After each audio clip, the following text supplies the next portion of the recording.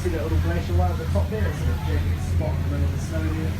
That is the Milford Glacier, just a wee little pup, only sort of 8 to 10 metres thick depending on the time of year, and it is receding unfortunately.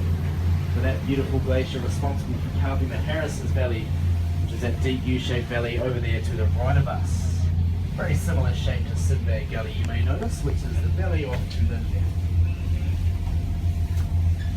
Now apart from that guys, do make your way outside, down the front and up the top, probably the two best spots on board. We'll have a bit of a day breeze today on the way up to the Sea, unavoidable.